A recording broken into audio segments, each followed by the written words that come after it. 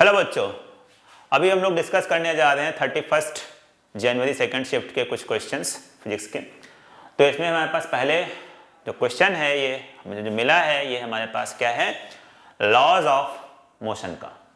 Okay, तो laws of motion का ये क्वेश्चन बच्चों बहुत पहले भी कई बार ये पूछा जा चुका है, ऐसा ही क्वेश्चंस, राइट, इसी टाइप से, इसी कॉन्सेप्ट पे based, maximum and minimum force वाला। ओके, देखते हैं इसे कैसे करना है। बोला for the block shown F1 is the minimum force required to move the block upward and F2 is the minimum force required to prevent it from slipping, find magnitude of F1 minus F2। तो F1 क्या है, ऊपर की तरफ ले जाने के लिए मिनिमम फोर्स कितना रिक्वायर्ड है। ओके, अब जब ऊपर की तरफ ले जाएंगे बच्चों तो यहाँ पे हमारे पास क्या आ जाएगा, सबसे पहले ये हम देखते हैं कि ये आ गया नीचे 5G,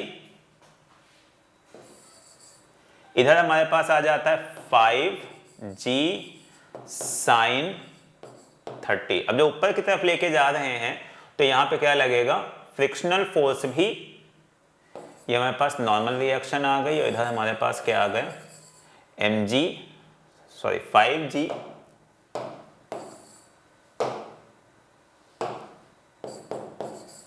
5G cos 30 degree, right. ये हमारे पास क्या आ जाएगा, इधर म्यू एन आ जाएगा। तो F1 की जो वैल्यू हमारे पास आ जाएगी, ये आ जाती है 5G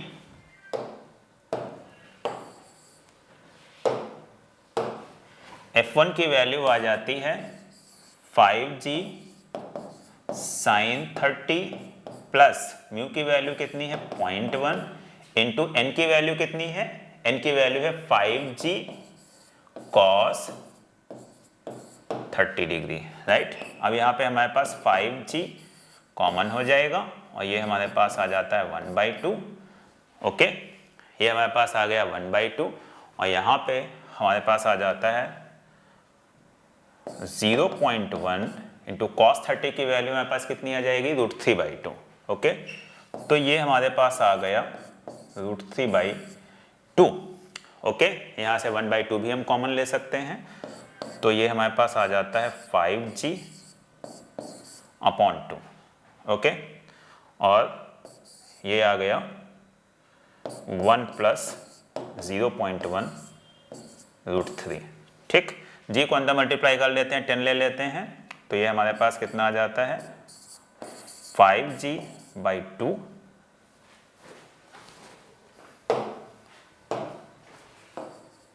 5/2 और ये हमारे पास आ जाएगा 10 + √3।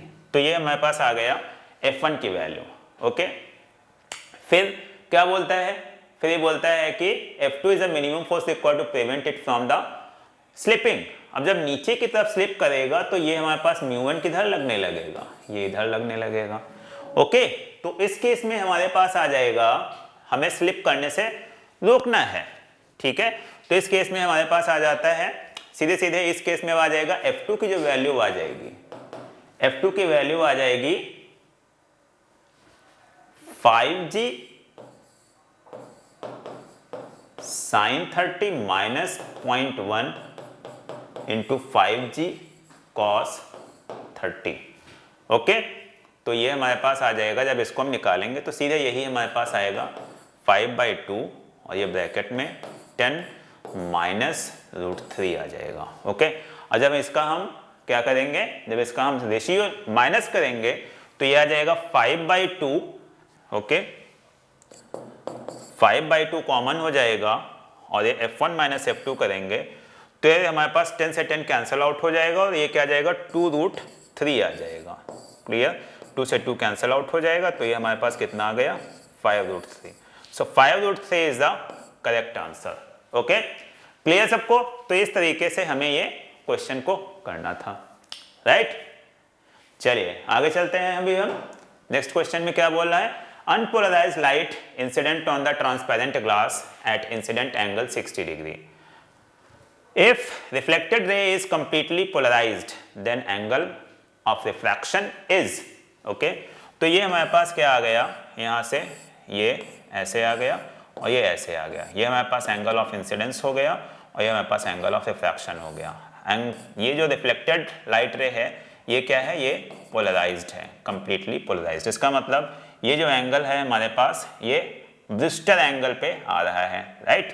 तो यहाँ पे हमारे पास क्या है, ये ब्रिस्टल एंगल है। तो ब्रिस्टल एंगल यहाँ पे कितना दिया गया है, ब्रिस्टल एंगल दिया गया है ये 60 डिग्री का, ठीक है।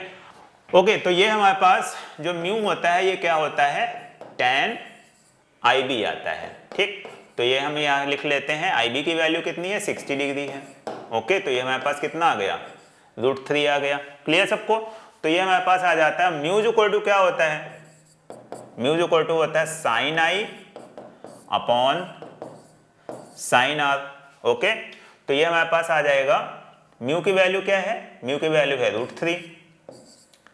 ओके, और ये हमारे पास आ जाता है कितना, sin I की वैल्यू क्या है, sin I की वैल्यू हमारे पास है, ये यहाँ पे दे रखा है 60 डिग्री, तो sin 60 डिग्री अपॉन ये क्या है, sin R है। ओके, तो ये sin 60 डिग्री को अगर हम यहाँ पे रखेंगे तो ये हमारे पास आ जाता है √3 इज इक्वल टू √3/2 और ये sin R, ठीक है। तो ये हमारे पास क्या हो जाएगा, ये √3 कैंसिल आउट हो जाएगा और sin R की जो वैल्यू हमारे पास आ जाएगी, कितनी आ जाएगी, 1/2। तो यहाँ से R की जो वैल्यू हमारे पास आ जाती है वो कितनी आ जाती है, ये आ जाती है 30 डिग्री। ओके, तो 30 degree is the correct answer. Clear सबको। तो इस तरीके से हमें ये क्वेश्चन को करना था। ओके, चलिए आगे चलते हैं अभी हम नेक्स्ट क्वेश्चन की तरफ। तो ये क्या बोल रहा है, force on particle moving in straight line is given by 60 square I cap minus 3t j cap and velocity is given by this. Find the power at t is equal to 2. Right, तो power बच्चों हमें पता है, power का formula क्या होता है, force F dot V होता है। ओके, फोर्स दे रखा है 6t square I cap minus 3t j cap. Okay, dot हम लगा देते हैं यहाँ पे 3t square I cap plus 6t j cap. Okay, अब यहाँ पे डॉट प्रोडक्ट कर देते हैं, तो डॉट प्रोडक्ट करेंगे कितना आ जाएगा, ये 18t की पावर 4 और माइनस ये हमारे पास आ जाएगा 18t स्क्वायर। क्लियर सबको। तो ये हमारे पास आ गया 18, यहाँ से कॉमन हो जाएगा और ये हमारे पास आ जाएगा 2, तो 2 की पावर 4 माइनस 2 का स्क्वायर। ओके, तो ये हमारे पास आ जाता है 18 और यहाँ पे 2 की पावर 4 कितना हो जाता है, 16 माइनस 4। ओके, तो ये हमारे पास आ जाएगा 18 इंटू ये हमारे पास आ जाएगा 12, ठीक है। तो ये हमारे पास कितना हो जाएगा, 216। सो 216 is the correct answer. Okay, तो इस तरीके से हमें ये क्वेश्चन को करना था। क्लियर सबको। ओके, चलिए, तो ये हमारे क्वेश्चंस थे। अब हम आगे जैसे जैसे क्वेश्चंस आएंगे मैं आपको इसके फर्दर भी सॉल्यूशंस प्रोवाइड करता रहूँगा।